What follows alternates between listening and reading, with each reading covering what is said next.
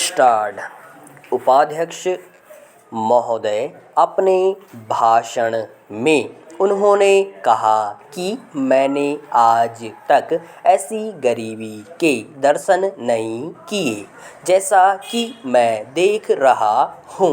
ऐसी गरीबी जब हम स्वतंत्र नहीं थे तब अवश्य देखने को मिलती थी, लेकिन स्वतंत्रता के पश्चात मैं पहली बार ऐसी गरीबी के लिए भाग ले रहा हूँ। देश के विकास के काम को बढ़ाकर ही ऐसी गरीबी हम हटा सकते हैं। सरकारी उद्योगों की स्थिति अजीब है। हर संभव कोशिश से और सद्भाव बनाकर सरकारी उद्योगों के कर्मचारियों को आप अच्छा वेतन देते हैं और उन्हें रहने का अच्छा स्थान देते हैं, फिर भी घाटा होता है और देश का नुकसान होता है। कारण है कि औद्योगिक नीति गलत है।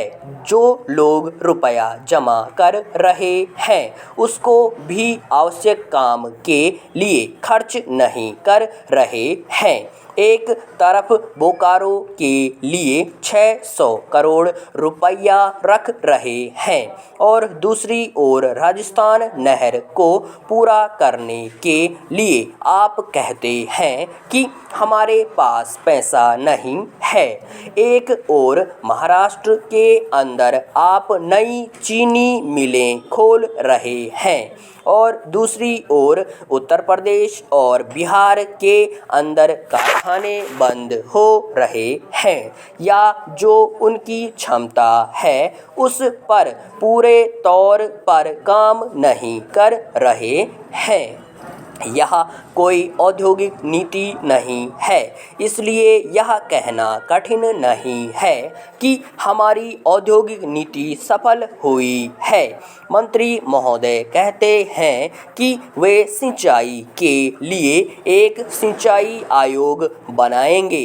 अच्छी बात है, मगर सिंचाई की क्या हालत है हमारे देश के अंदर, यह भी तो देखिए। जिस समय हमारी देश में कोसी बांध का काम शुरू हुआ था उस समय पाकिस्तान ने एक बांध पूरा कर लिया था।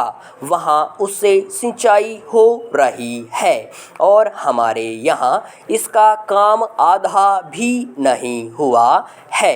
राजस्थान नहर शुरू हुए कितने वर्ष हो गए हैं, परंतु अभी भी वह बनी नहीं। हमारे यहाँ कोई ठीक तौर तरीका नहीं है। मंत्रियों और सांसदों के मकानों के लिए करोड़ों रुपए निकल सकते हैं, मगर देश के उद्योग के लिए, देश के किसान और मजदूर के लिए जो रुपया चाहिए वह नहीं मिल सकता। उसके लिए रुपया नहीं दे सकते हैं। यह कोई उद्योग नीति नहीं है, यह एक खिलवाड़ किया जा रहा है। मैं कल सदन को बतला रहा था कि कुछ सड़कें विश्व बैंक की सहायता से बनने वाली थीं। महोदय, समाज कल्याण संस्थाओं का काम बहुत बड़े परिमाण में बढ़ा है। आजकल इसके लिए अनुदान भी पहले से कहीं अधिक दिए जाते हैं। हर पंचवर्षीय योजना में हम इस पर अधिकाधिक धन खर्च करते हैं और आजकल समाज कल्याण का कार्य करने वाले पूर्णकालिक कार्यकर्ता भी पहले से बहुत अधिक हैं। लेकिन मैं ऐसा अनुभव करती हूँ कि जैसे जैसे हमारे व्यय और कार्यक्रम बढ़ते जाते हैं वैसे वैसे हम काम में व्यक्तिगत उत्साह और लगन की भावना घटती जाती है। अध्यक्ष महोदय ने मिशनरी भावना का उल्लेख किया और मैं भी अनुभव करती हूँ कि आज वह नहीं है। मैं यह केवल बोर्ड के बारे में ही नहीं बल्कि सामाजिक कार्य के समस्त क्षेत्र के बारे में कह रही हूँ। फिर स्वेच्छा सेवा प्रयास भी कुछ कम होते जा रहे हैं। ऐसा भी होता है कि जब विचार संस्थाबद्ध हो जाते हैं तो उनमें कुछ ना कुछ आशययुक्त काम करने की भावना आ जाती है। यह मनुष्य का स्वभाव है, किंतु सारे सामाजिक कार्य का लक्ष्य तो उसी संवेदन के अभाव और निस्वार्थता पर संदेह के परिणामों से लड़ना है, जिसकी प्रायः मानव स्वभाव कहकर अनदेखी कर दी जाती है।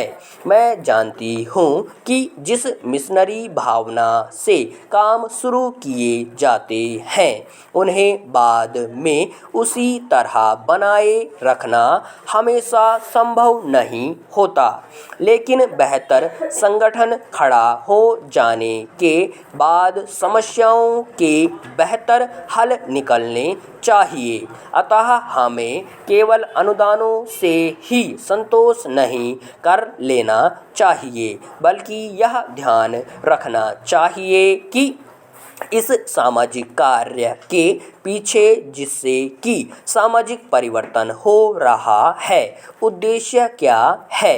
बोर्ड सामाजिक रूपांतरण का केवल साधन मात्र है।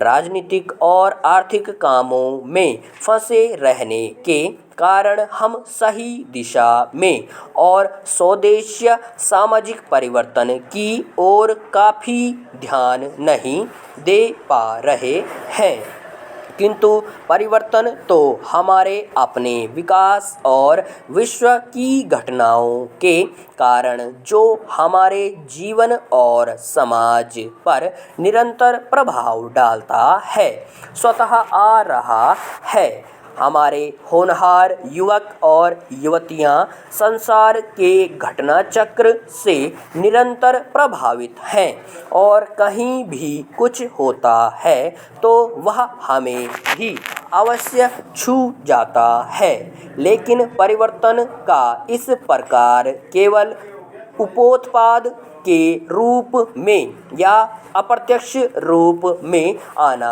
पर्याप्त नहीं। हमारी अपनी अनेक समस्याएं हैं जो हमारे अनुभव की दृष्टि से विशेष प्रकार की हैं।